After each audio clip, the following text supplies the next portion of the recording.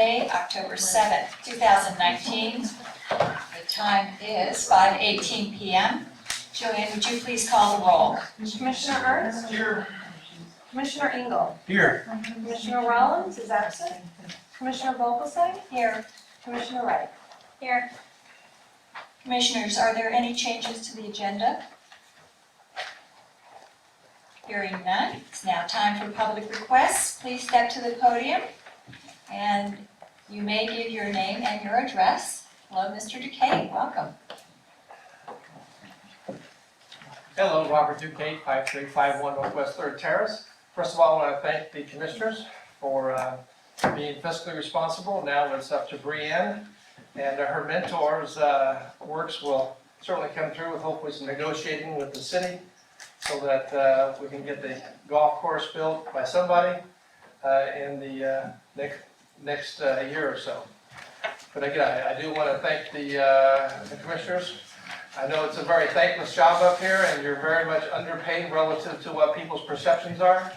So again, I want to thank you for your time and efforts that you've put through this effort. And again, now it's up to Brianne to bring home the bacon. Thank you. Thank you, Mr. Duquesne. Bruce.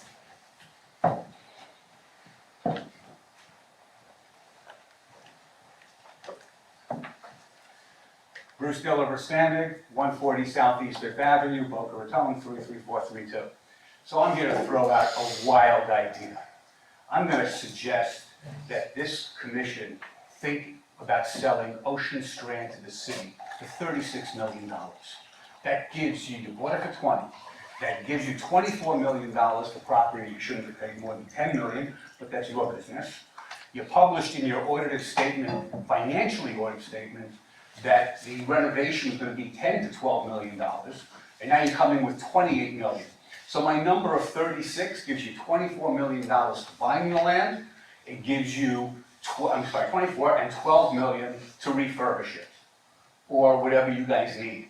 Because basically, I don't think you guys are capable. You owned Ocean Strand, I know it's on the agenda today. You owned Ocean Strand for 20 years. And the only thing that I see when I walk and I run by there is a no trespassing, city ordinance, yada, yada, yada. So you know what? You guys are fixated on the golf course. Sell Ocean Strand to the city. You pay $20 million, take $16 million as profit, build your golf course the way you guys want. You don't have to deal with the city. And you know what? The city owns the property. They own the property across the waterway, which is Lake Wyman, and then they can build a world-class water park. And they can have for kayaking, they can have both sides, because quite honestly, my faith in you guys is really shattered. And I'm gonna tell you exactly what I wrote to somebody when I told them I was coming here today.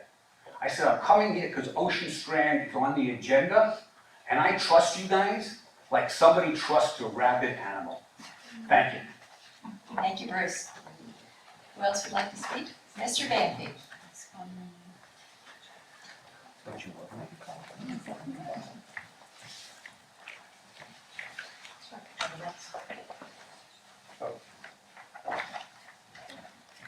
Thank you, Madam Chairman and Commissioners.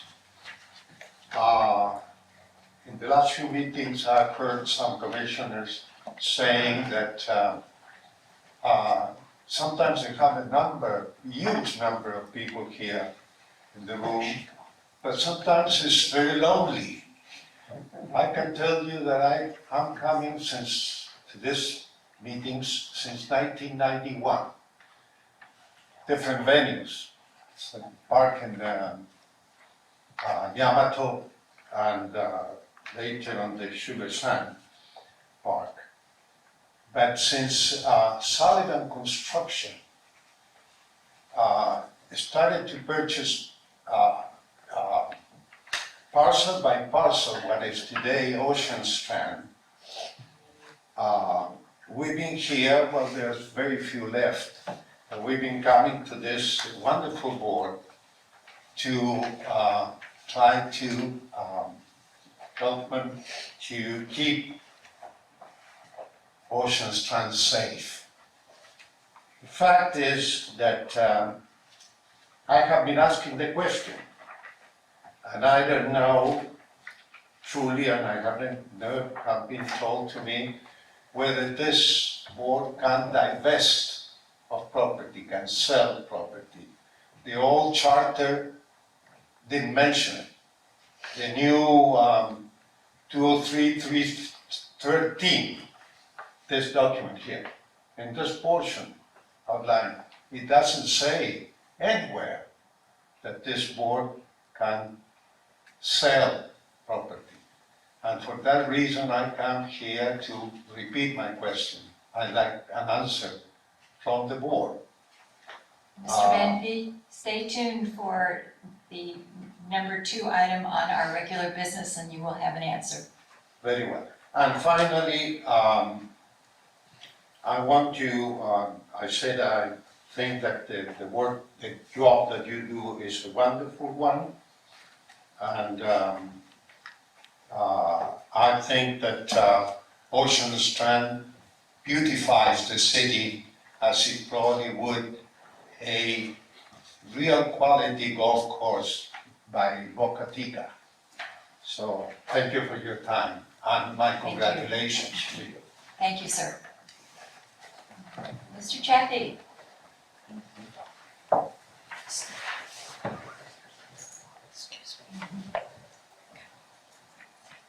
My name is Harold Chaffee, 6200 Northwest 2nd Avenue. I'd just like to commend the board on all the work that they've done. We wouldn't be in this building if these people didn't do it. Do you realize how many people don't want any of their taxes spent to anything except whatever they want it for? If you took a poll, no more than 10% of the people would want anything. If you wanted 50%, to basically get a majority rule on spending your taxes on like a swim and racket club, Sugar Sand Park, the Hornby Park, you'd never get it. Most of the taxpayers, most of the investors, builders, whatever, they don't want their taxes raised at all. That's why you people were created. Because if you were the city, you wouldn't get anything done. You are a separate entity, and you're the only one that can do this. You know, and I have to commend you on the, first of all, the abuse that you take. I have to apologize to the citizens of Boca for abusing you. I mean, this is really almost like a thankless job. You don't make that much money as the city council does, but you make nearly as that, I guess. $13 is great. Well, I really go along with that. They just about pays for the gas to get here. Anyway, I just wanted to commend you for everything you've done. And like I said, it takes perseverance, but you have to see the light at the end of the tunnel, you know, and know what's best for the city and what's for the residents, and disregard everything else anybody says. But I think you're doing a great job. And as far as the Strand, wasn't that done with a referendum that the city made you buy that property? Or asked you to buy it? I think that's what it was. I don't think you went out and bought it. I think it was a referendum. Then you raised the millage rate to buy it. Yes. It wasn't the city. Now they're stuck with it. And I'll tell you one thing. I said to Springer one day, I met him privately, and I said to him, I said, look, the beach and parks need some help. Why don't you give them like $10, $15 million? Take the Strand. It's worth $65 million. You're the best buyer in the world. You know what he said to me? Quote, I don't want that piece of property. I can't do anything with it. That was his quote. So I wish you'd talk to him about the Strand, whoever the gentleman is who spoke about it, because they don't want it. Thank you very much. Thanks, Mr. Chaffee. Offer it to them, let them see it. Is there anyone else who would like to speak? Mr. Catalino?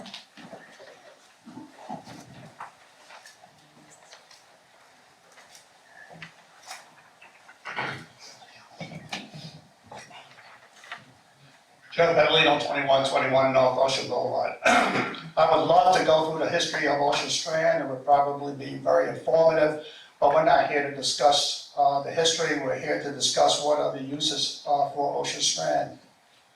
And I want to remind the commissioners that the district commissioned Curzon Rogers to do an environmental study of Ocean Strand.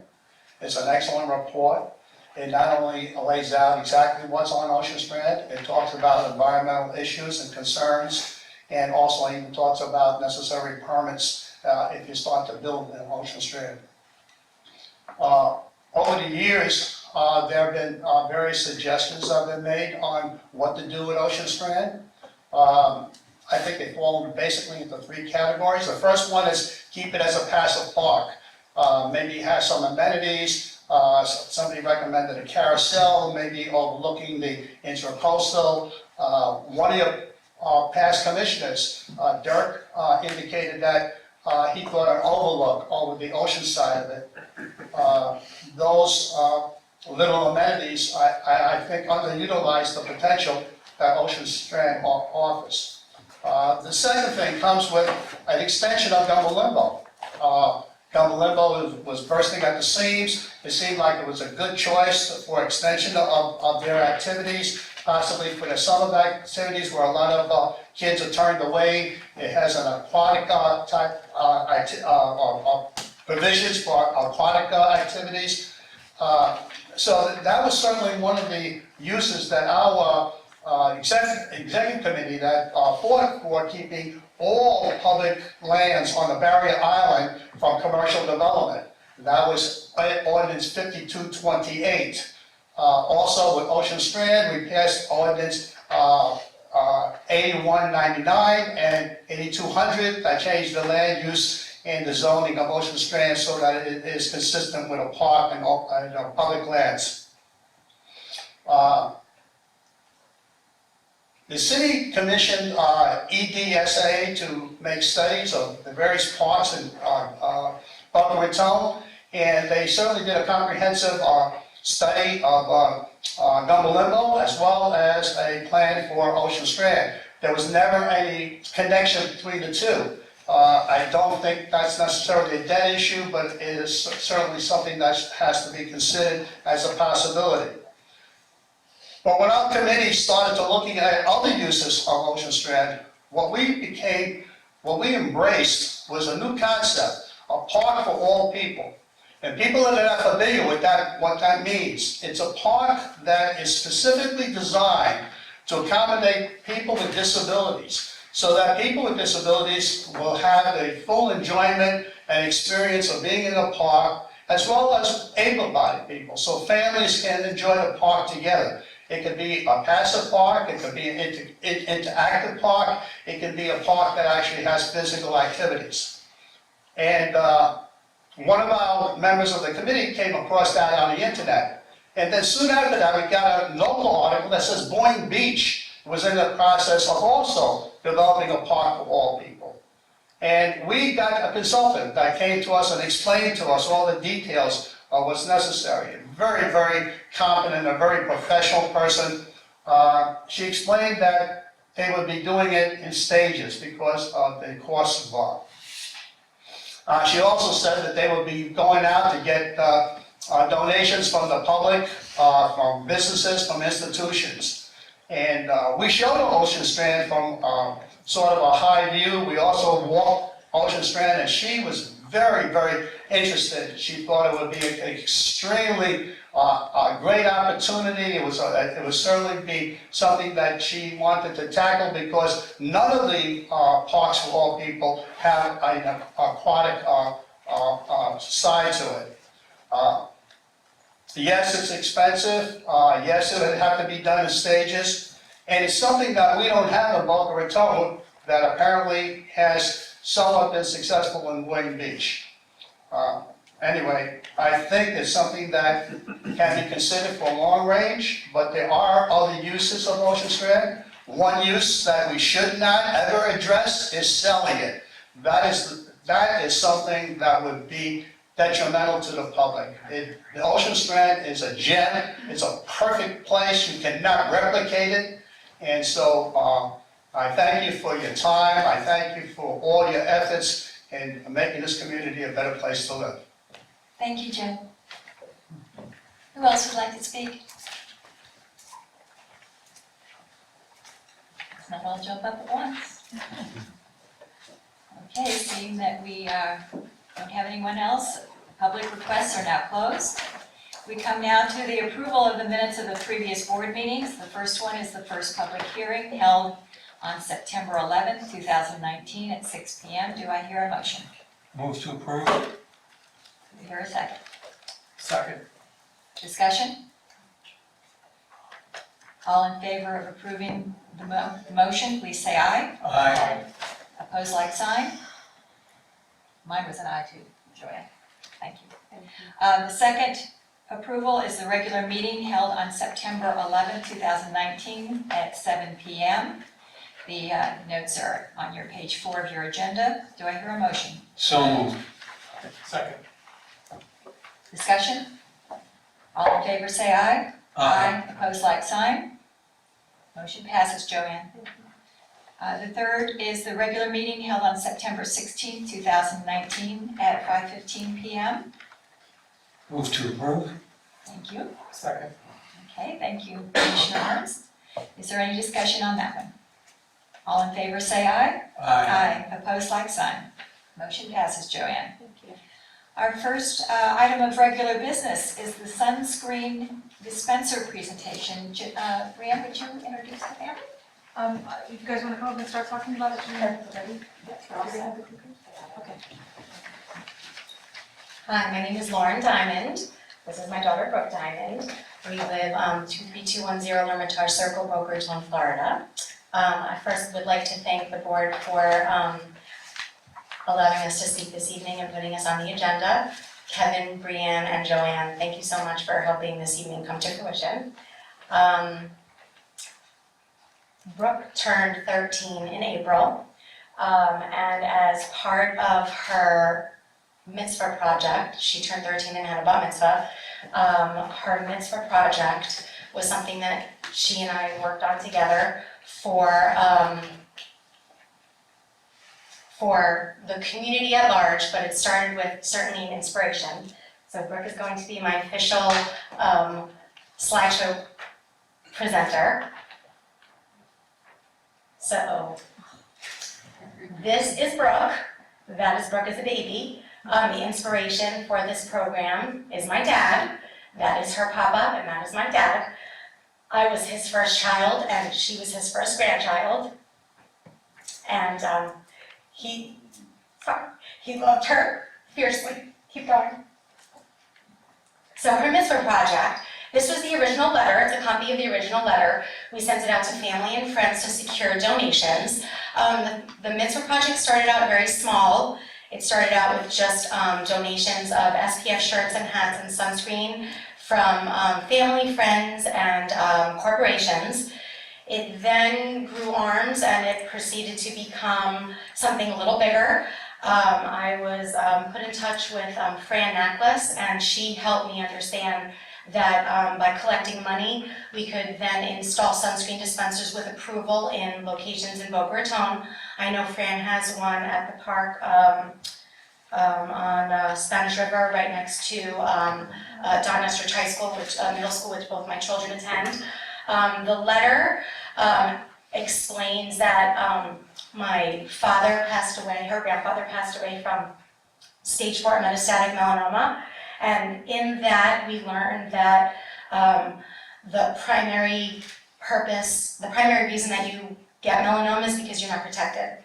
And when the children were little, my dad would go to the beach with them, go to the park with them, go to the pool with them, and he always made sure they were protected, but unfortunately, he did not protect himself.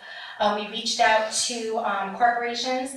They sent us hats, they sent us shirts, they sent us sunscreen, and in the process of that, it evolved, and we also started to collect money for sunscreen dispensers. We worked with the RDK Melanoma Foundation, and we started collecting money bit by bit, dollar by dollar, and the third part of it, which is not on this because, like I said, evolved, we also created a team for the Run from the Race. So this was the original letter, and you'll see how the project evolved over time. Brooke called it Peace, Love, and Sunshine rather than Peace, Love, and Happiness, sunshine being the main purpose of protection. So this was our goal. It started out as a $500 goal to get one sunscreen dispenser, and as we reached our goal, we continued to up our goal. We upped the ante. We achieved a $3,000 goal, all via Facebook. The sunscreen dispensers are $500. The money to put the sunscreen that goes into the dispensers is an additional $500. So we technically have enough for 3 dispensers and 3 fills, but the Stacey Ostrow at RDK Melanoma Foundation recommended that we hold on to 1,000. so we can continue to fund the sunscreen that goes into the dispensers. Part 2, which was the original initial purpose of the letter, was to collect SPF hats, shirts, and sunscreen. So what we did was we reached out to the Milagro Center, and we were able to secure 46 gift bags for the children of the Milagro Center. And in each bag, the children received a bottle of sunscreen, an SPF shirt, and an SPF hat. And because the sunscreen and the hats and everything just kept coming in, we reached out to the Caridad Center, and the second part of the donation of SPF shirts and hats, we were able to give the Caridad Center's dermatology department in much needed, very low socioeconomic people. They come, they receive items at no charge, they receive medical care at no cost, and we were able to give them 2 complete bins filled with sunscreen dispensers, hats, and shirts for the people who were in need there as well. And like I said, the Peace, Love, and Sunshine evolved. We created a team of our own, and Fran was kind enough to let us know that if we created our own team, she would be able to take the money from that team and donate it directly to the Caridad Center. We created our own team, and we called that team Peace, Love, and Sunshine, and you can see I thanked Fran for including us and making the donation. That's myself, my daughter, and my son, Mitch. That's when we ran, and my husband is in the bottom picture as well, and that was the team. We actually had a bunch of people. We had 12 people on our team for Peace, Love, and Sunshine, and that money that we had for our registration fee went straight to the dermatology department at the Caridad Center. So, you can tell that this is kind of hard for me to discuss, but the goal is to protect other people, so nobody had to go through what we had to go through as a family. Florida leads the U.S. in annual diagnosed skin cancer cases. 1 in 5 Americans will develop melanoma by the age of 70.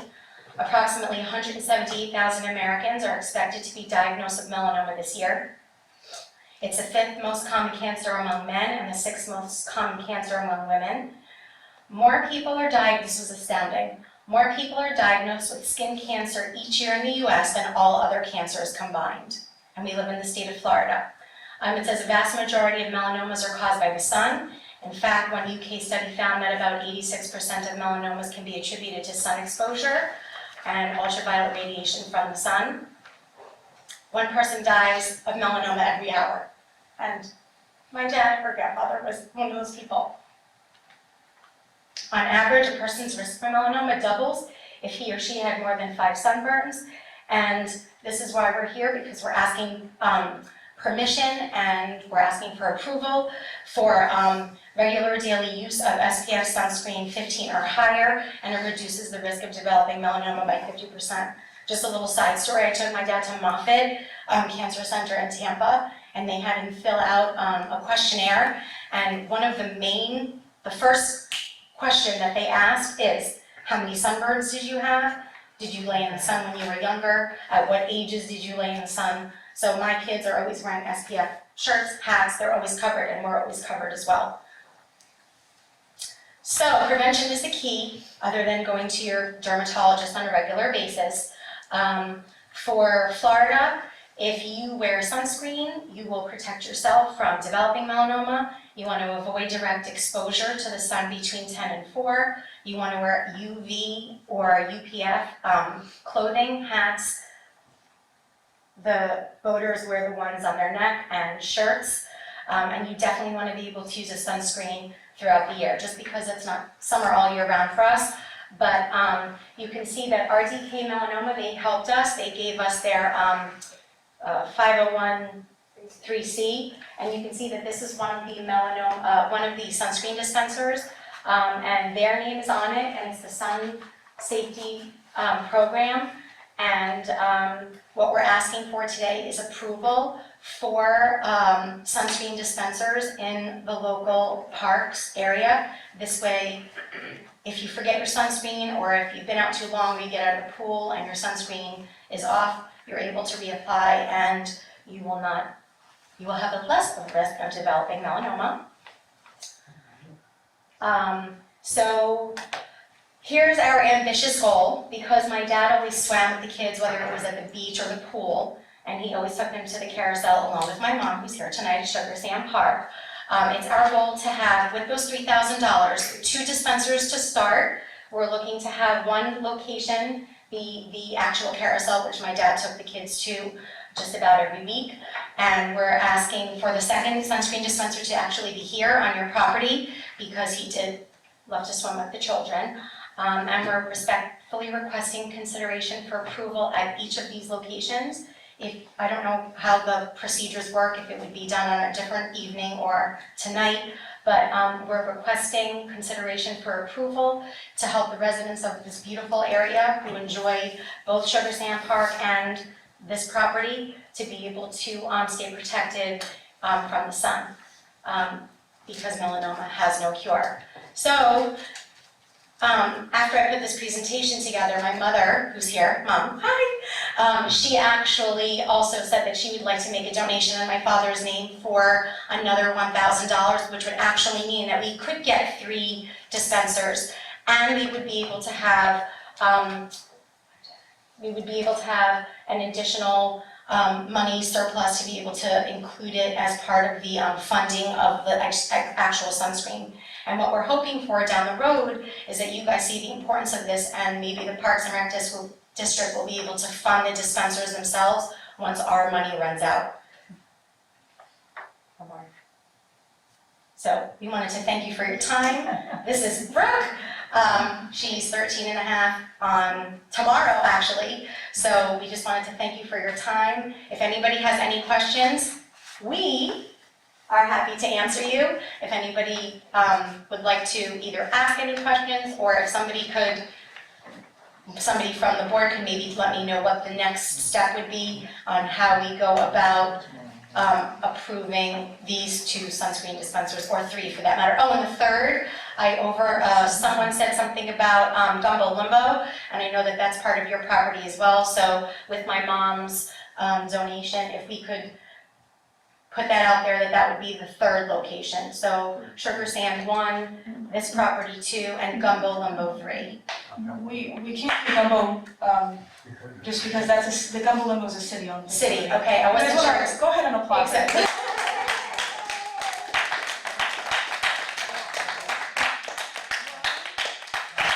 I'm gonna donate $500. Okay, anybody else for donation? That was my answer. So is there another property within Boca that you guys? Give us some time and maybe we'll have Ocean Strand to talk about that. Oh, that's all news to me, but I would love for the location of the sunscreen dispenser to be one where people frequently have opportunity to use it. And I know that Sugar Sand Park, where the kids went there, they redid the park, and I know that they have the water feature, and as well for this area, this park as well. There's people, I can see people walking to the tennis courts in the morning on my way to work, and of course the pool as well to always reapply. We have Patch Reef too, is another, they have a nice water feature. I think Fran's already at Patch Reef. Okay. Yeah. So I had to find 2 other locations that Fran is not at currently. Kevin, am I right? Or Brianna or someone?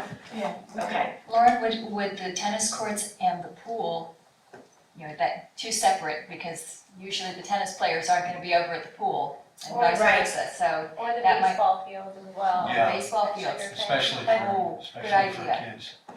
good idea. Can I make a suggestion? No? Excuse me. Bless you. Thank you. That we fund the sunscreen itself from the get-go and just keep doing it and make it an annual thing. I mean, we're not talking about big dollars here. And I think it would be, a nice gesture on our part. Very nice.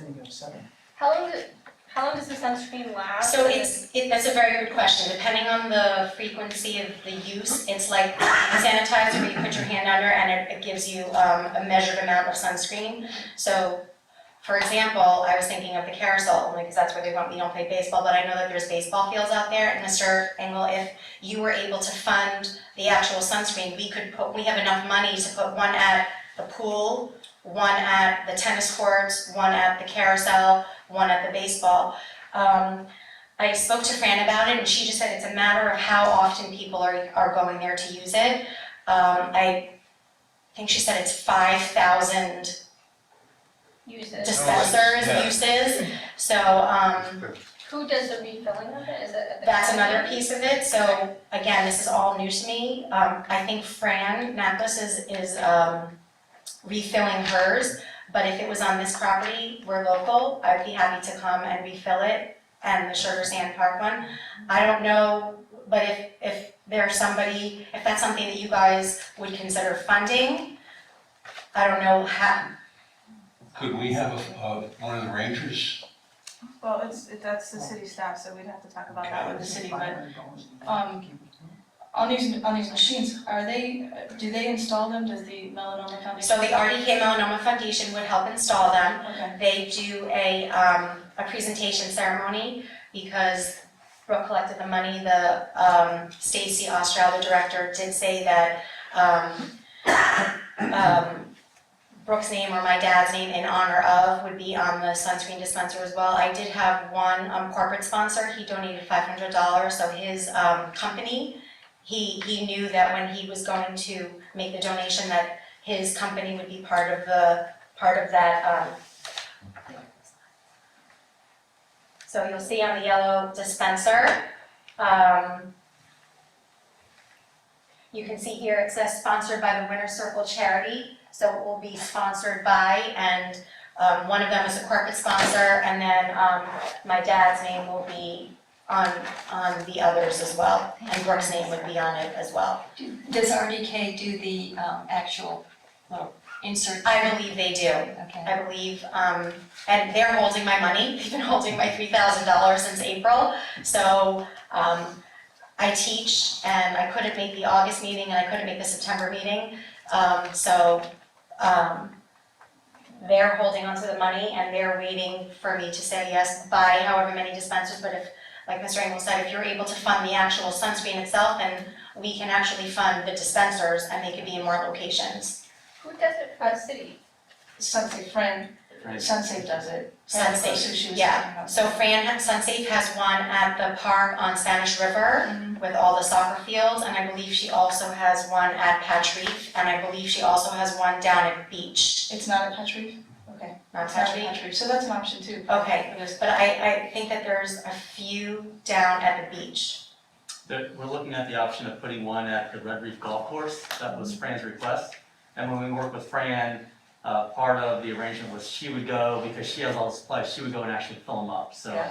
when we originally talked with Mrs. Diamond, we said you may want to partner with Fran because she has all the supplies and she can go in and refill everything. Right. The actual sunscreen itself is an additional $500. So to buy the machine is $500, and then the sunscreen, just the refill, it comes in a big giant plastic. Okay, so every refill is $500 per machine? I believe so, yes, and it lasts, I think it's 5,000 dispensers, Okay. yeah. Mr. Horowitz, do we need an agreement with RDK for this and with the city, or? Well, it would have a couple options. One, yeah, obviously is on this evening's agenda. If it's something the board would like to move forward with, it's within your prerogative this evening. We would like to have some kind of memorandum of understanding or some document that outlines the terms. If it was strictly on the district's property, presumably that would be between the district and RDK. If the city staff had some role, we'd be happy to work with Mr. Calvert's office to see if they want to be part of that discussion. But we would want some type of MOU that essentially memorialized the duties and responsibilities of both parties, whether it was a funding option or a maintenance and ongoing upkeep option as well. So we would just outline that in a very, straightforward and simple document. Commissioners, I hear a motion to proceed with the MOU between the district and RDK for the placement, and we should decide on exactly where we want these placed, so that can be part of the MOU. So moved. Second? Second. Any more discussion? Yeah, Madam Chair, first I'd like to hear from Brooke. Yeah. Hi, Brooke. Hi. Tell us a little bit more about your involvement with the project and why you really like it. So I like this project because it raises awareness for melanoma. So it doesn't happen as often. And I collected all of the items, and we had bins and bins of things that went to the Milagro Center, and like packages of sun shirts, sun hats, and sunscreen. And then for the Care Dad Center, we took everything that we had left over from the Milagro Center and we donated it all to them. It was like kid stuff, baby stuff, and adult stuff too.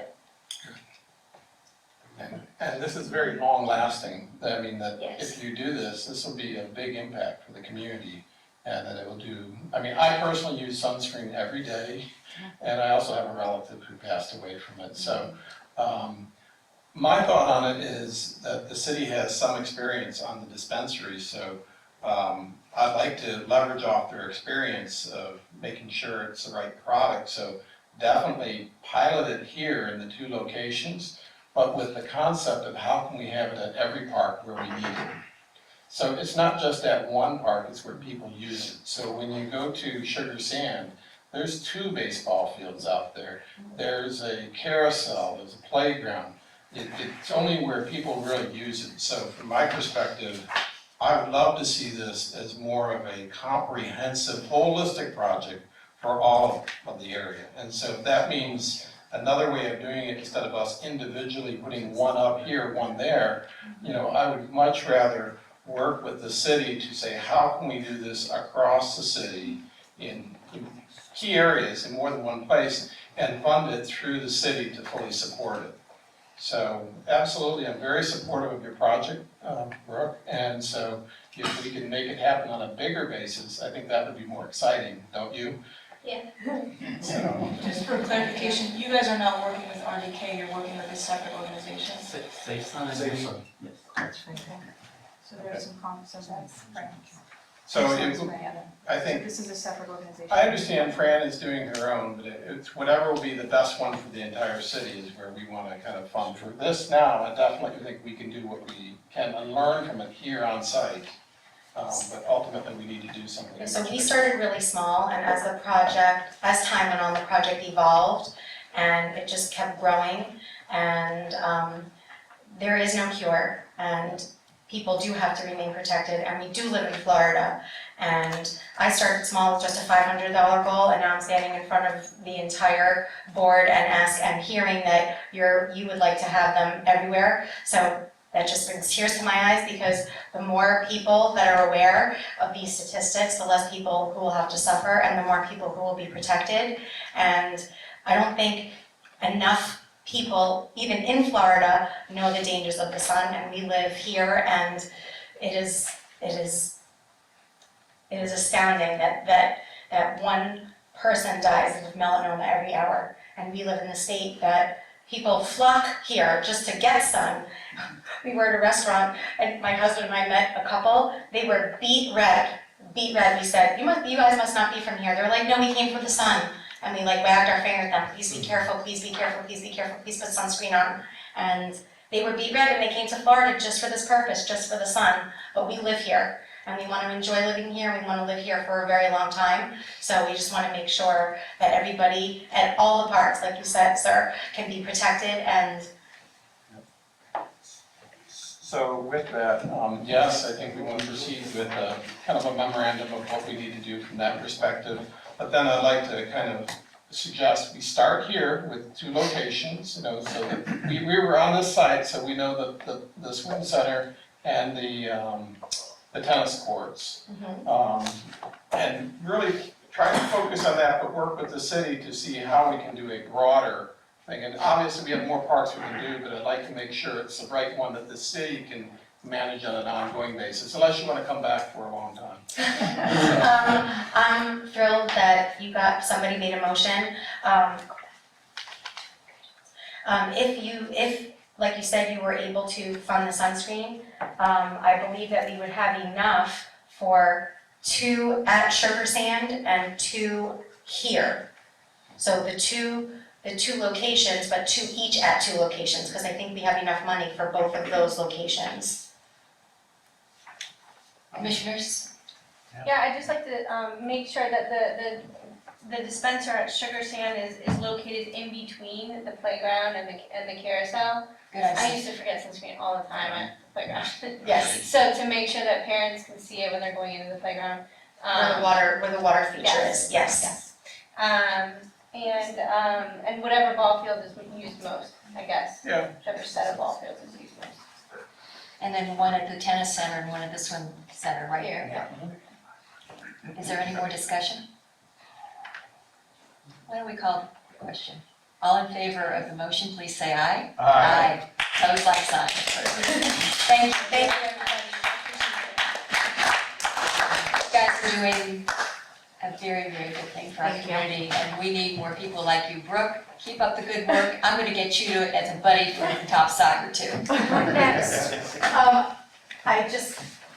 So my son Mitch is 11 and a half, his bar mitzvah is a year and a half away, and he's going to continue this project to whatever extent we can help you help the community with this goal. So thank you, everybody. Thank you. You guys are amazing, thank you. We're gonna leave you to the rest of your meeting. Thank you.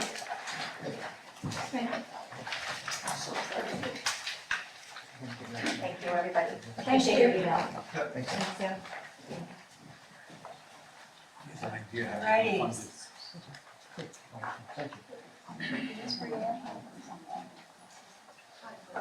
Our second item on our agenda of regular business is the Ocean Strand, and our general counsel, Mr. Jacob Horowitz, is going to give us an update here.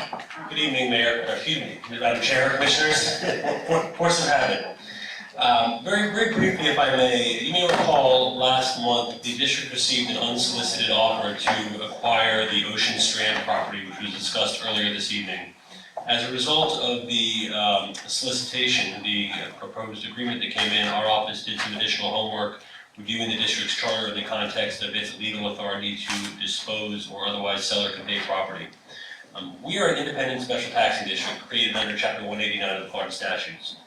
Unlike a municipality, which has all authority not otherwise prohibited by state law, a special district generally has only those powers, duties, and responsibilities which are enumerated in its enabling legislation. It is somewhat limited in the context of its authority. Our charter, which is codified as Chapter 2003-13 Laws of Florida, lays out a number of those powers, including the power to acquire, through purchase or lease, real and personal property as is necessary to maintain office space, or to acquire, purchase, and lease for beach or park purposes. The expressed intent under our special act is actually to acquire, maintain, and operate beach and park property.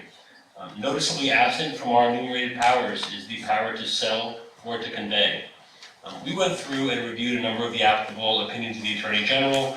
We also reviewed a variety of other special districts enabling legislation, including some of which were created around the same time as we were. And again, all the opinions, all the authority that we reviewed would suggest that our power is limited to what's enumerated in our special act. We have the power to acquire, but we do not have the legal authority to convey or otherwise sell. That's the position that we look to, it's the legal opinion that we have. There are special districts out there, both in Palm Beach County, Broward County, elsewhere, that have the power to convey as well as to acquire. We don't have that authority under our special act. We prepared a legal memorandum which outlines our opinion. It was published on October 1st. It is included in your backup, and I'd be happy to answer any questions you may have. Does this mean we don't have to kill Mr. Engel? Given comments at prior meetings, I would suggest that it does. You can live another day. Commissioners? I can't tell you how delighted I am to hear this. So, sir, Thank you very much. okay, you don't have anything to worry about. Bruce, I'm sorry, but we can't sell it. I guess that's interesting, you couldn't sell it to the city. Not even to the city. Not even to you. I don't want to buy it. Okay. But really, this is something, this is what gave me feedback on my mind. This is something that's been near and dear to me from day one on this board. And so now it doesn't have to be over my dead body. Hey, you think you can do it? Not so fast.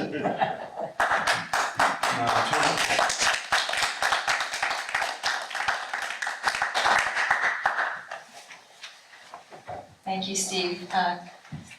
Craig? Yeah, just a question, just to make sure we covered all our bases on things. I fully understand that the implications of you can't sell apply to all properties, correct? It does. Yes. And that also would apply, when you said not convey, that's a legal term to me, does that also mean that you cannot lease that property to another party? It's a very good question, and we looked at it in some detail. The intent of the district is quite clear, to acquire, maintain, operate, or improve beach or park properties. That's directly out of our special act, as provided for in the section which enumerates our powers. It does speak to lease, to purchase or lease. It speaks to lease in the context of a purchase. If the district had an interest in leasing property as a landlord, leasing to a third party, we would want to look at that a little closer. Again, our charter only speaks to the ability to acquire. We can be a tenant in the context of leasing property. I'm not suggesting this evening that we can't be a landlord, but I want to look at that a little closer if that was something the district wanted to pursue. Well, to be clear, not for Ocean Strand. Understood. So, but I do, the reason I asked the question is just because a lot of things have been undefined about the golf course, so. It's just a component that I want to make sure we apply this to the same, how we deal with that is a very different structure. And our legal analysis would apply to all district real property, and again, our charter does contemplate a lease, but every time it mentions lease in the context of a purchase. Okay. So you'll look into the, whether we can lease We'd be happy to do so. as a landlord. As a landlord, we'd be happy to do some additional research there. Erin, do you have anything to add? No. Okay. So how do we proceed from here, as far as that unsolicited offer? You can provide, if you like, you can do one of two things. You could do nothing, because it doesn't affirmatively require a response, or you can provide some direction to your executive director to respond as a matter of courtesy to the offeror, to let them know the board's position and limitations under our charter, and I'll leave it at that. Do we need a motion for that? If there's consensus for that direction, I think that would suffice for Are you all Ms. good Harms. with that? Yeah. Brianne? So, can I make it clear for the motion? So, Well, we don't need a motion since. you want to do a non-motion or you want a motion? There's consensus, if you'd like to clarify some specific direction, that can come in the form of a motion, but there was consensus, I think that Ms. Harms heard. Well, I think the consensus is that, in response to the unsolicited offer, is that we appreciate their offer, but we hereby are not accepting it and not interested in the offer at this time. I, for one, do not appreciate the offer. Okay, we do not appreciate the offer. I'm trying to be nice. But respond appropriately in writing to them since they gave it to us. Okay. Okay, I need a second. Oh, is that a motion? I'll second the motion. okay, any more discussion? All in favor, say aye. Aye. Opposed, like sign. You have your direction, Brianne, thank you. Okay. The third is the Patry Park update. Melissa, would you like to? It's on Melissa, I have it. Oh, you have it? Yeah. Okay, sorry, Melissa. She's very busy over there reporting us. On page 16 of your packets, it's the change order which Melissa had talked about a couple weeks ago regarding the tie into the meter that we needed to have put out on the fields. We had 19,445 left in our contingency. This will take out 12,096. That leaves us with 7,349. This has already been, I asked her to go ahead and move forward with this, so we didn't hold up the project. So tonight I'm seeking approval of this in arrears, I guess. In the rearview mirror. Yes. Do I hear a motion? So moved. Need a second? Second. Thank you, Erin. Any discussion? All in favor of the motion, please say aye. Aye. Opposed, like sign. Motion passes, Joanne. Okay, Mr. Ernst, you're up for payroll and invoices approval. Yes. Page, we have an amended one. We do. Before we move forward on the amended number, there were 3 invoices I thought worthy of discussion and just would like direction from our board. There is one invoice at the top of the list called Clear Span Structures. And so could you give us a little more background on that, Brandon? So they did some work for Wayne, and this was prior to passing the motion where he couldn't go over 5,000 for any new subs. At that time, he was allowed to add the subcontractors. So that person was added on to evaluate the cost of different sizes of buildings and how that would impact us. And I think we had the report of several, maybe a month or 2 ago. Right, so I guess the basic thought here is I realize this individual did the work, the invoice is on July 22nd, it's for $7,005. But the contract supporting it was a very detailed, a letter of pre-construction services and a little bit larger term commitment, which Wayne signed. And so I don't know how the process will go on it. I mean, I think it's okay we should pay someone who did their work, but I defer to our council. If the contract was signed, are we committed to additional work with this vendor? And should we proceed with this? Are we predicating ourselves for another invoice that's a lot bigger?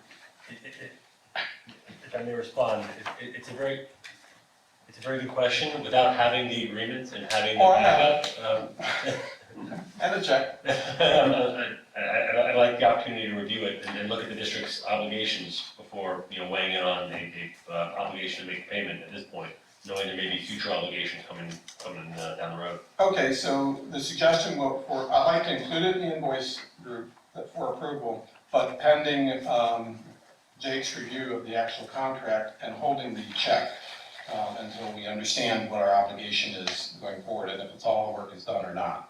Okay, I can ask Wayne to not move forward with anything else with him at this point if you want. I think until we know where the city stands on what they're doing, it should come to, park. Okay. Until we know exactly where they're going with it. Okay. Does everyone agree or any more thoughts? That's good. Okay, so that's one invoice. Merv, did you? I think I would delete the check. You recommend deleting the Delete the check? check this time. That causes so much problems. I would delete the check and then bring it to the next. Okay, we'll delete the check, so I'm gonna need a little bit of quick math by Joanne over there. And then we'll put that on the October 21st meeting. Correct, pending, review. The second invoice is a larger invoice, and there's just, make sure we as a board are discussion on it. This is for MDS Builders, and it's the majority of the retainage for $228,921.22 for the completion of the work that was done building this facility. And so the question I had on the final project, again, this goes back to Jake. This is the majority of the final payment. And so maybe Melissa can add something to it. There was some additional work that needed to be done that's not quite done. And so this is a multi-million-dollar project. And so if you pay them this amount, the question is, are they going to finish the small little things that they need to do? I know from our personal homeowner's experience, they typically don't show up. But if I hold a big invoice that has a big payment, I will get everything done. And there's 2 things I'm concerned with. One is, will they do those small little things? I think you're going to stand there and tell me, yes, they promise they will do it. Number 2, I'm very interested in the formal process around construction liens to ensure that none of their subcontractors come back and say anything. And I do believe this, according to this thing, it requires the architect's certificate for payment, which is not signed. So I'm not sure that we would even want to pay them until the architect has signed off saying it's good for payment. Thoughts? My thoughts, and I don't, Joanne would know this one better than me, but I think Mike Fisher was signing off on the architect for that too. Truly, I don't think our architect has signed off on any of those as we've gone through. We have had our architect on the artificial turf sign off on every single one of them. So I think that we had stayed with the standard there of Mike was signing off on those, and so I've initialed it. The request is for everything that's remaining on the project is the retainage. So the request is for all, but it's a little over 15,000, and what they did is the only items that are still out there to be held is they've taken the retainage out that are associated with those items in order for them to be able to pay the vendors, because we've gotten them far enough along with this project being done that some of those vendors have had outstanding invoices for a while. So they would like to be able to go ahead and pay them off. So the lien forgiveness is in there showing that we will not be held accountable for any vendors that are paid out of that. That was what we just got you today, Craig, to show that commitment from them. What we have remaining on this building are some items that have, as the city inspectors have come, have popped back up and are not popped back up, have been requested by the city to close out the project. And then a few of them are, for instance, there's a palm tree that died and we need to get the palm tree replaced. That's being replaced free of charge. So the outstanding items we have is the pro shop is free and clear now. It's passed all inspection, is good. The maintenance building has final inspections tomorrow, and that's new from the time that we did that, is we got the architectural drawings on the AC exhaust vent, and it's been strapped so that they can see it, and they're coming out tomorrow for a final inspection on the maintenance building. If that clears, the maintenance building will be clear. The only thing that will be remaining is us placing 6 trees in the parking lot here, where there were 6 existing pine trees that we need to replace, that were not a part of the project, that were pre-existing. But because of a construction happening around them, no construction that touched them, but construction happening around it, they're very fragile and they did not make it. So they're being replaced, and then we're replacing at least one. We have a meeting with the city inspector on Thursday to review the other 4 palm trees out front to make sure they're in a health status where they will survive that. So MDS is requesting, since these are the things that we have outstanding to finish, that it's small enough, they have requested in order to pay their vendors for us to pay this amount. So that would leave them with a retention of $15,430 to do remaining work. And then I come back to Jake to ask, well, is this not important to have the architect's certificate of payment signed? I would suggest that it probably is, but again, without having the backup documentation, it would help to see the contract and see the arrangement between the district and the vendor. But at the end of the day, I would agree with you that having some withhold prior to final approval or some final signature would be a prudent thing to do. Okay. So I think it's, Madam Chair, it's up to you and the board to decide what you want to do. I'm just bringing to your attention. That's a tough one. I mean, I'm sure MDS wants to be paid so that they can trickle it on down the line. And this is not the final payment, so what I can always do is have the architect engineer come through and sign off on the final payment that you'll probably get at your very next meeting, because we should be wrapped up by then. What's the final payment? It'll be 15,000 and something. If this is approved tonight, otherwise it would be what is before you tonight plus the 15,000. It would be $240,000 if we didn't approve this invoice. I guess I don't have math in front of me, but it's whatever tonight is plus the 15,000. Okay. Okay, so it'd be But $240,000. none of this has been signed. So That presents a problem. What's the document that has not been signed, since we all don't have this? This is the AIA document for construction draws. And so part of your construction draws, has 2 signatures, one for the architect, one for the person doing the work. So I So don't, you're saying that this whole project, nobody has been signing off on that? Mike Fischera was signing off on that. he's not the architect. I know, but he was not, your architect has not been signing off on those. I think the architect's name should be on these things. Agreed, and they are already all of the artificial turf ones. I kept this one going the same way Mike had it when I took over. On artificial turf, you can go back and pull them all, and the architect's signatures on every last one of them prior Why to was coming Mike to you. signing off and not the architect? I don't know the answer to that. Jacob, what is your counsel on this, please? He may have been signing it as a project manager. That's probably what Mike Fischera was Let me doing. send it down to you. Okay. Okay.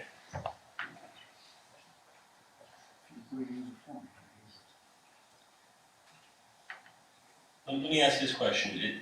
We meet again on the 21st. Is this an item that could be deferred to the 21st, so we can have an opportunity to review it? They're requesting for it to be paid now, because by the time the 21st get, what they're trying to do is pay their things. But I think also, as you know, we did not pay for the architect to be a construction project manager along this way, I don't believe.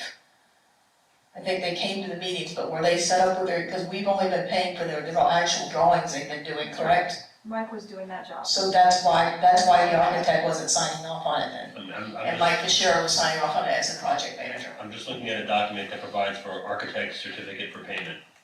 It's a standard document. I understand. Form up top. My feeling is that if that's what we agreed to do when we started the project, that's what they should sign, and the architect should be signing off on them as well. So I appreciate the fact that they have letters, but they've been paid a significant amount of money through this whole process. So I don't necessarily believe that they're withholding, the retainage is designed specifically for this purpose, to make sure all the documents are signed, all the work is done, and personally, I'd rather wait until the 21st and have everything done correctly. Are we taking that one out? Keep on working on the map. So with that, I have a third one that I'd like to discuss, and it's a question to the group. Again, we have an invoice for schematic design tunnel, 50% complete, and it's for $3,000, $3,037.50. So it says it's 50% complete for the schematic design. Therein is, the total fee of the total project is roughly $20,000. The work that was presented, the invoice that was presented here is January 30th, 2019, which Wayne has agreed that we should pay. My question comes back to overall construction management related to the golf course.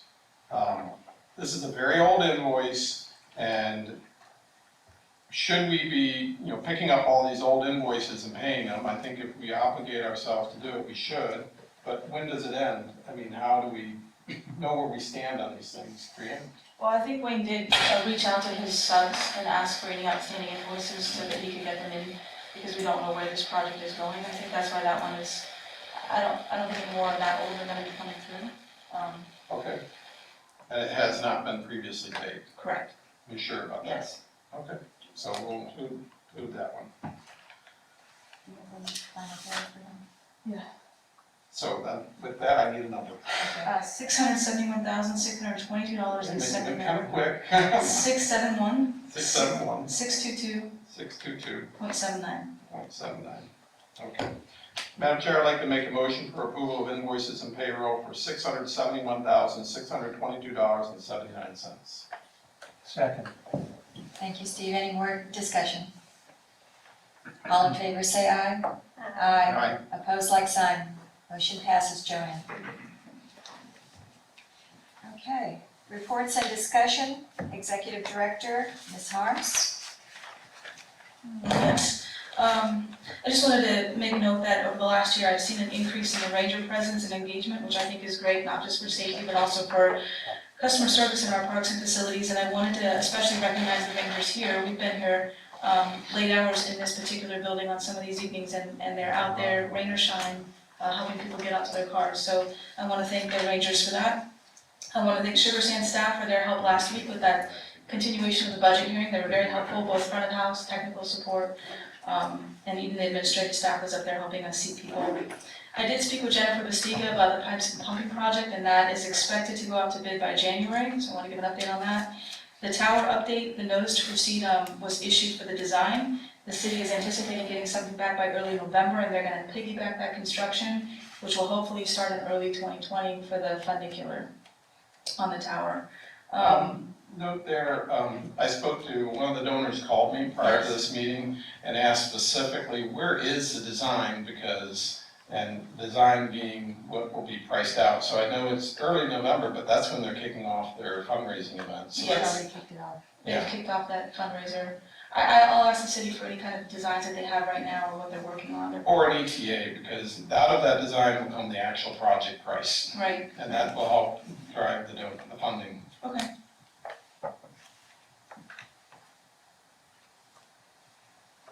Also in your packets, I put in copies of the Florida Municipal Trust, their pension plan, just a copy of the plan itself, and then also an agreement which Jacob is going to review and give some notes back on, but I wanted to get that information out ahead of time so that we can look at approving a program in the first week of November as an agenda item. Was the goal. First week of November. Right.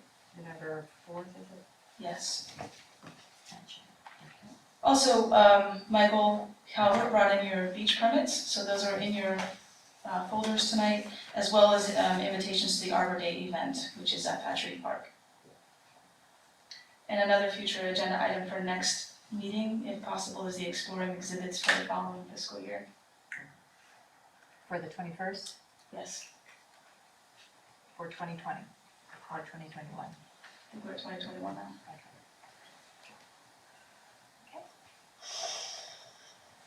District Council? Thank you, Madam Chair. I have nothing this evening. Wow, okay. Commissioners, Ms. Wright?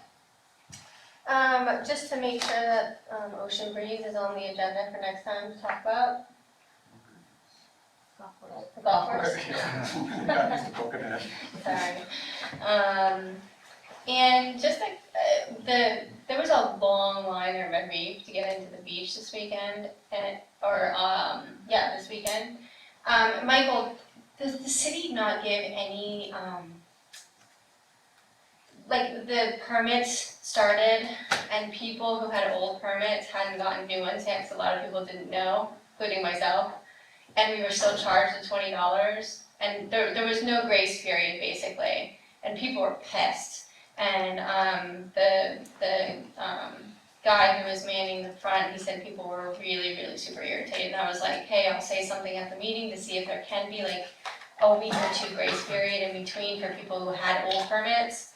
Not for people who don't have permits at all, but old permits and just haven't gotten their new ones yet, so they didn't have to they didn't have to pay the $20 to get in.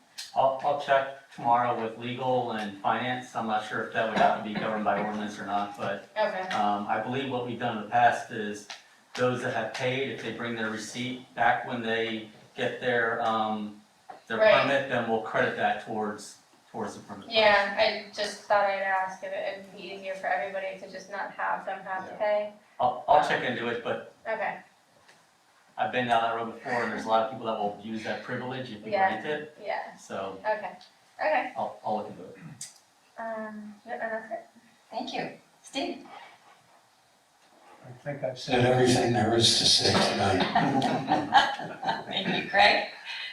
I second Aaron's thoughts about the beach permits. The process itself is just old and archaic. And so if there's a way a better way to get permits to residents, I think a lot of us would just like a renewal process that is easier. I'm gonna get a beach pass every year, so by not making me go there and get it is just a deterrent. And we do have an archaic system, it's a 15-year-old system. We're in the process of looking at a new one. It's Okay. hopefully gonna get started this fiscal year. I'm not sure if it'll get completed, working with IT. Right. But my hope is that once someone has a permit, then we can go and renew it online, and maybe we check their address, let's say every 3 years, or whatever we agree upon. So it can be easily done online, and can do it all through, the internet. Okay, good. That's it? Well, I had a wonderful experience. It was Wednesday night at the Cinemark. WLRN did a wonderful documentary about, it was called Troubled Waters, a turtle's tale. And it was very compelling. It would choke you up, because what we're doing to our earth is frightening. And I think this board needs to get more on board with ocean, beach, issues. The baby turtles ingesting 100 pieces of plastic. We've got to get more on board with cleaning up the beaches and helping in some way to do this, because this is what we are. We're the beach and park district. So I'd just like to throw that out there to you all. And Michael, I have a question for you. How are we standing on the needs assessment with Neeling? I had a conversation with Michelle earlier today. I believe Brianne gave approval for the online survey to go out. I actually had an opportunity of kind of going through the online survey today and testing it out myself. It took me about 12 minutes or so to do it. I think that's going to come out in the next week or two, and then probably a week or two after that, it'll be open to the entire community. We don't want to open it up to the entire community until we have 300 to 600 online surveys completed, because once it opens up, basically our consultants have told us people that are responding to that specific survey, the numbers will drop down dramatically. So I did meet with Nile when I was at the national conference a week and a half ago. We are well on schedule. I met with the owner of Pros, and I appreciate Brianne for all her help, getting stuff back to us quickly. So, Now, is this only going to be online, or will it be snail mail too? well, for the initial 3 to 600, it's a combination of snail mail and online. And then when we open it up to the public at large, that will be online. How do they select the people who are doing the 3 to 600? It is all random, but it's a statistically valid number, just as many, I think it's 25% Beach and Park District, 75% city, because that's the total makeup of our 125,000 people. Okay, good, thank you. Well, we'll look forward to that. Another thing that we need to get on board with is our calendar for 2020. So if you would have that for the next meeting, Joanne, that would be very, very helpful. And are there any other future agenda items that you all would like to have on the agenda? Madam Chair, I'd suggest that we do have an upcoming city council joint meeting. And I think one way of, managing that meeting and some of the meetings going forward would be just to ask each of our commissioners to identify their top 3 items, and we all kind of communicate them back to Brianne, and likewise for the city, if there's something they want on the agenda. But we narrow down our scope to, at this November meeting, talk about the top 3 items we'd like to talk about. Good suggestion. And then we can be prepared accordingly. And Do you want to have that for the next meeting? Sure. Okay. And maybe you first, if we can gather amongst ourselves what those, if we can come back and say, these are our 3 items for this upcoming meeting. Well, I can email everybody and have them send it to me, so I'll make the list of everybody's stuff, Right. and we can rank whoever. They can rank, and likewise, unless the city's got a different agenda, I don't know. So I mean, please ask them what their priorities that they'd like to talk about. At their workshop today, they did talk about golf, so they're anticipating hearing something from us about that in the future. I'm curious, they sent the letter, what is the next step, isn't it? The next step is they're waiting on us to let them know what we want to do. Well, I guess maybe I'm confused here, because so my thought, if there's a waiting step here, is send them back a letter saying we received their letter, and we're very interested in what exactly are they going to provide, unless there's any other information from Mr. Kosky. Let's discuss it at the next meeting, please. Okay. Put it on the agenda for next meeting. Okay. Move to adjourn. I hear a second. Second. All in favor? Aye. Meeting is adjourned. Thank you, everybody. 2019 record.